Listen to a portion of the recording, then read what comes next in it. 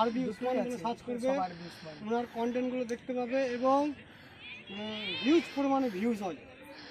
খুব সুন্দর, আমার এলাকার সব থেকে ভালো এখন কন্টেন্ট চালাচ্ছে।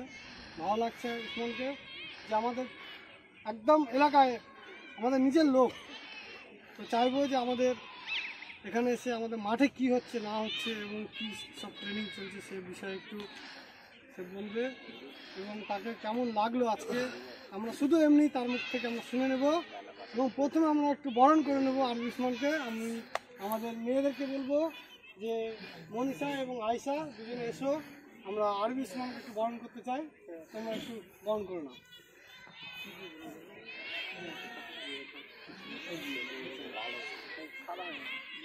কাউন্টিং চলছে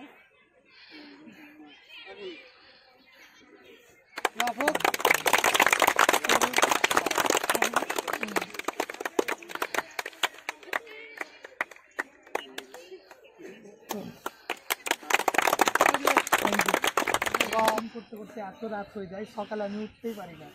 বাট থ্যাংক ইউ আকরাম ভাইকে ডাকার জন্য, না ডাকলে বুঝতেই পারতাম না যে কত মানুষ মাঠে মানে সকালবেলায় অফ করে, তারপরে এক একজন লক্ষ্য নিয়ে আসে, তাই না?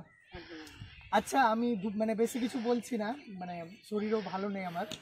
দু একটা কথা বলবো তোমাদেরকে, মানে তোমরা যে লক্ষ্য নিয়ে এগোচ্ছ বা এত পরিশ্রম করছো, তাই না?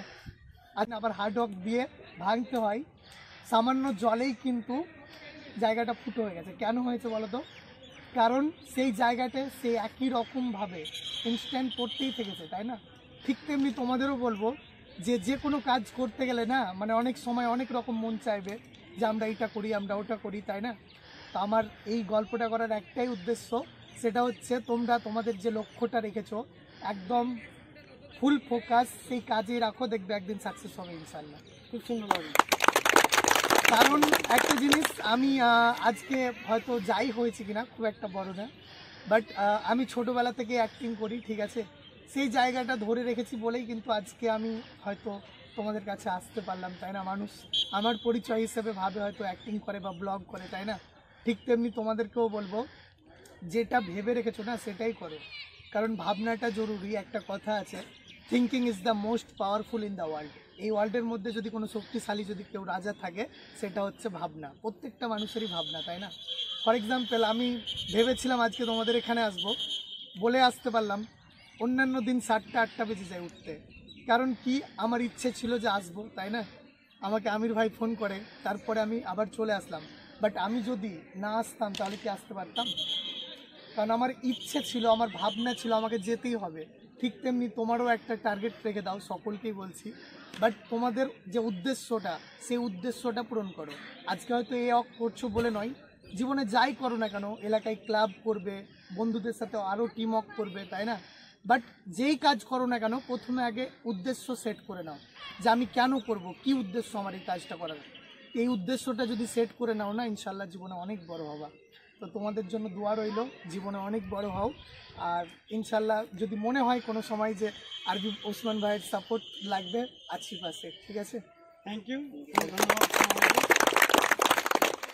শেষে একটাই কথা বলবো, আকরাম দা অনেক অনেক শুভেচ্ছা রইল এরকম একটা টিম ওয়ার্ক করার জন্য।